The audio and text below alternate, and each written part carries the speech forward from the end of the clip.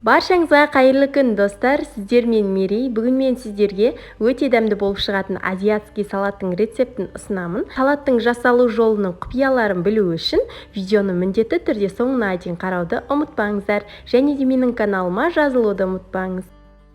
Алдымен бізге піскен ет қажет. Менде жылқының еті, қалауларыңызша сиырдың етін қолдансаңыздар болады. Осылай етті алып, ұзынша етіп, яғни соломка етіп турап аламыз.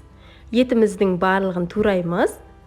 Мен барлық өлшемдерін описание бөліміне жазып кетемін. Міндетті түрде жасап көріңіздер. Барлық етті соломка етіп турап алғаннан кейін бөлек ыдысқа саламыз. Және бізге болгар бұрыштары қажет болады. Менде түрлі түсті болгар бұрышы, сары түсі мен қызыл түсін таңдадым. Қалауларыңызша жасыл түсі мен қызыл түсін немесе сары түсі мен жасыл түсін таңдасаңыздар болады. Болгар бұрышын алып, видеодағыдай етіп бөліп, бұны да ұзынша етіп, яғни соломка етіп турап аламыз. Жаңағы ыдысымыздың үстіне саламыз. Қызыл түсті болгар бұрышымызды дәл осылай етіп турап аламыз.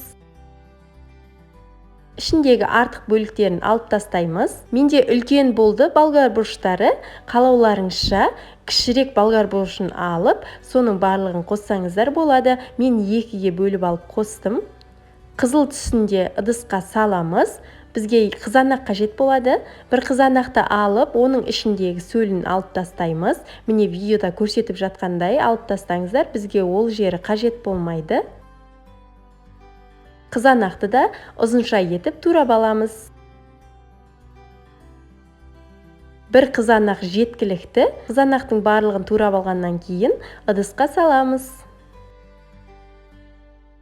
Ары қарай бізге сарымсақтың 2 данасы қажет. Сарымсақты алып, үкіштен немесе мен сияқты осындай құралмен езіп алсаңыздар болады.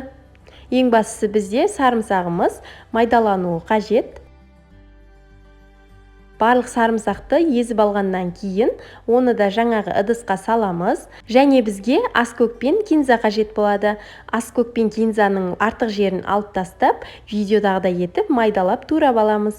Осы жерде қосымша ретінде көк пиязды қоссаңыздар болады. Турап алған аскөк пен кинзаны ыдысқа саламыз. Барлығын дайындап алғаннан кейін 2 ас қасық соевый соус қосамыз. Тұз қосудың қажеті жоқ. Оның үстінен қызып тұрған сұйық майды қосамыз. Сұйық майымыз міндетті түрде қызып тұруы қажет. Міне видеодағыдай болып құйылуы қажет. Құйып болғаннан кейін салатымызды қасықтың көмегімен немесе қолымыздың көмегімен араластырып аламыз. Міне біздің салатымыз дайын. Өте дәмді болып шықты. Міндетті түрде жасап көріңіздер. Мен өзім болгар бұрыштарын жеп көрмеген едім. Осы салаттан жеп көріп, міндетті түрде ары қарай тұтынатын болып шештім. Өйткені өте дәмді екен. Сіздер де жасап көріңіздер. Бұл жерде салатты мен аз мөлшерде жасадым. Егер көп мөлшерде жасайтын болсаңыздар, видеоның астындағы описание деген бөлімдегі құрамдарды 2 есе етіп жасасаңыздар болады. Менің каналыма жазылып, жанындағы қоңырауша белгісін басуды ұмытпаңыздар. Сонда менің рецепттерімді алғашқылардың бірі болып көре аласыздар. Астарыңыз дәмді болсын.